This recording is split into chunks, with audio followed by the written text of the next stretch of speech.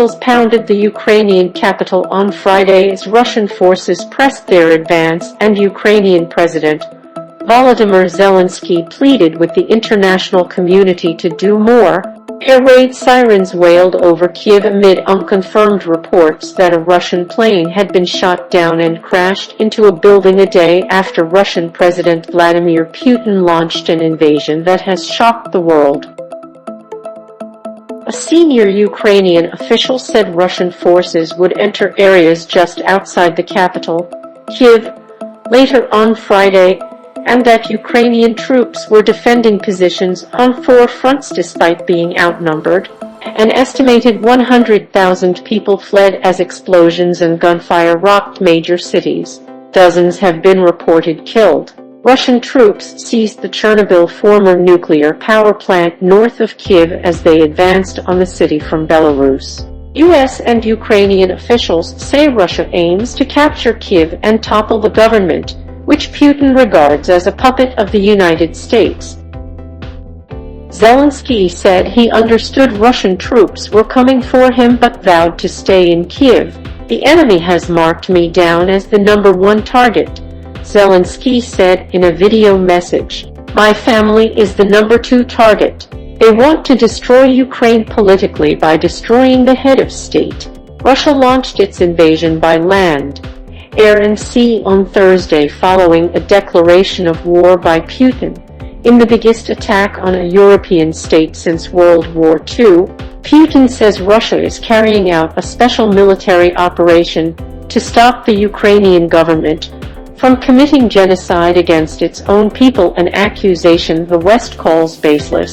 He also says Ukraine is an illegitimate state, whose lands historically belong to Russia.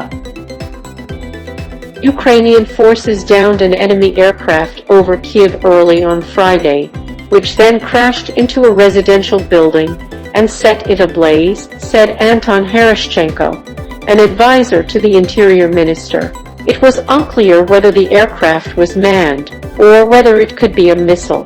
Kyiv municipal authorities said at least 8 people were injured when the object crashed into an apartment block. Authorities said intense fighting was underway in the city of Sumy in the northeast.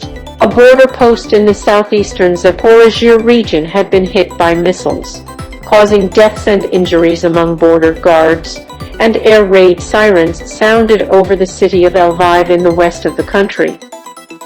Asked if he was worried about Zelenskyy's safety, U.S. Secretary of State Antony Blinken told CBS, "To the best of my knowledge, President Zelenskyy remains in Ukraine at his post, and of course we are concerned for the safety of all of our friends in Ukraine, government officials and others." A democratic nation of 44 million people, Ukraine voted for independence at the fall of the Soviet Union, and has recently stepped up efforts to join the NATO military alliance and the European Union, aspirations that infuriate Moscow, the United States, Britain, Japan, Canada, Australia, and the EU unveiled more sanctions on Moscow on top of penalties earlier this week, including a move by Germany to halt an $11 billion gas pipeline from Russia. EU Foreign Policy Chief Joseph Borrell described the bloc's measures as the harshest package of sanctions we have ever implemented. China came under pressure over its refusal to call Russia's assault an invasion.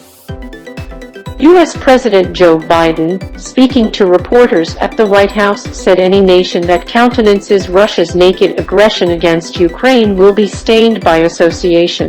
He declined to comment directly on China's position. The UN Security Council will vote on Friday on a draft resolution that would condemn Russia's invasion and require Moscow's immediate withdrawal. However, Moscow can veto the measure, and it was unclear how China would vote. Russia is one of the world's biggest energy producers, and both it and Ukraine are among the top exporters of grain. War and sanctions will disrupt economies around the world. Oil prices soared as much as $2 per barrel on Friday as markets brace for the impact of trade sanctions on major crude exporter Russia. U.S. wheat futures hit their highest in nearly 14 years, corn hovered near an 8-month peak, and soybeans rebounded on fears of grain supply disruptions from the key Black Sea region.